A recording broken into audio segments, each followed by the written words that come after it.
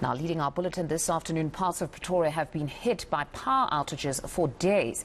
Mooikloof, Moretele Park, the Wilds and Fairie Glen will be going into their 9th day without electricity.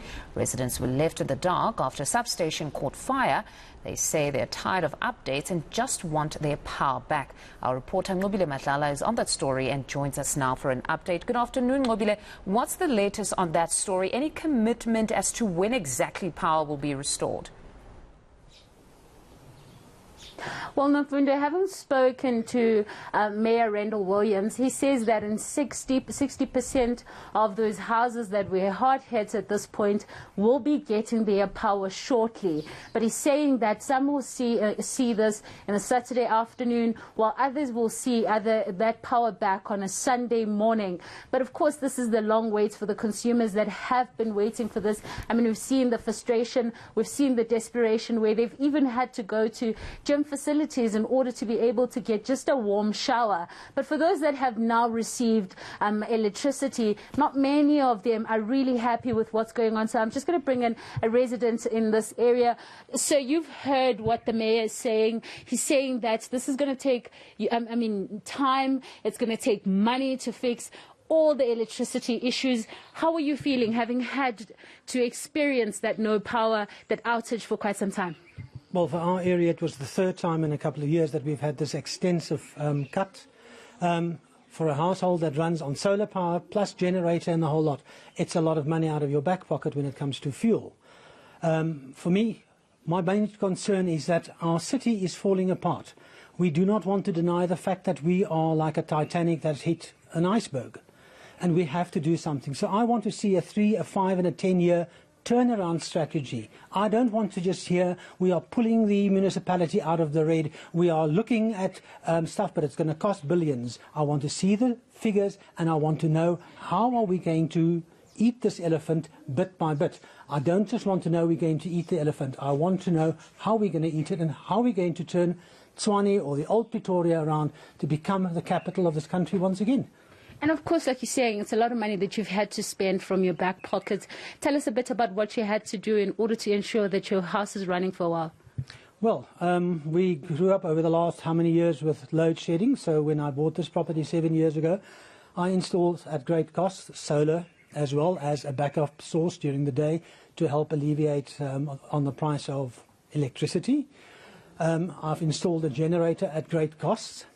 But to run the generator costs diesel, and this week alone I've gone through over 1,000 rands worth of diesel just to keep my fridges and deep freezers and my office running. I have to operate. I cannot just sit for a week without power, and we hear all the time, sorry, we are trying to clean, we are busy with this, we are busy with that. It's just not on. This decay is just not acceptable for me as a taxpayer any longer. I have in my street a young mother with a child of less than 2 months with no power. How do you warm bottles? How do you bath a baby when you just got cold water, etc.? It's just not on. And of course, you and your wife are working from home as well. This must have been frustrating. It's very frustrating when you work from home and you need to concentrate. Now you've got a generator running, although it's so-called a silent generator. There is still, it's my generator running, it's the next door neighbour's generator running, it's the one at the back's got a generator running, it's one across the road's got one running. So you've got all this background really noise in your ears, and it's sort of like wears on your nerves. I mean, that's not why we live here. Today is a peaceful day because the power is there. But for how long? How long is this going to be?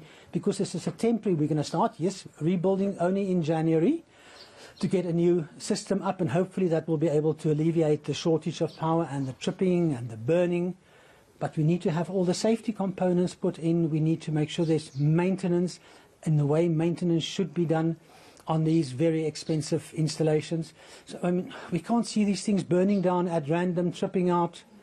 Yes, the other night's thunderstorm was a very bad one. I counted 47 major lightning strikes downwards within 15 minutes, just standing at the window counting.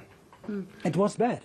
All right. And now, if you were to speak to some of these municipal managers, including the mayor himself, what would you say about this power issue? Mr. Mayor, we need to see our turnaround strategy.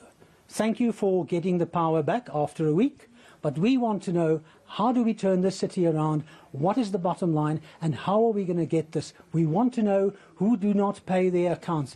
Do embassies all pay? Do state departments who own major buildings in this city, do they pay? Do provincial hospitals pay? Those who do not pay, put them on terms, and if it's government, well, then cut their water, cut their power. But we, the people, taxpayers of Pretoria, are entitled to get what we have and not be in this position where there's no money because major users just don't pay. All right. Thank you, Peter. There, accountability, Nomfundo, as you can hear, that's what they're asking for. Accountability. They're going as, the resident just going as far as saying, even those buildings that they have not at this point told the people whether or not they are paying or not. They're saying that everyone needs to pay, everyone needs to be accountable, including the city, and they want that turnaround strategy to ensure that they can restore that trust, of course, into the city, and that they know for a fact that they don't have to deal with such ever again.